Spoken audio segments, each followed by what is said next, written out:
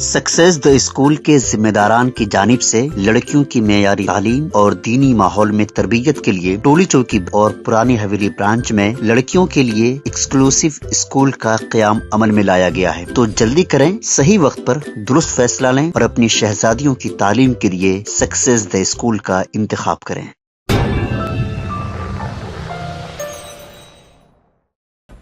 سٹی پولیس کی جانب سے اونچی آواز کے سائلنسرز کی تبدیلی اور اس طرح کے غیر قانونی سائلنسرز کی حوصلہ افزائی کرنے والوں کے خلاف کارروائی کی جا رہی ہے۔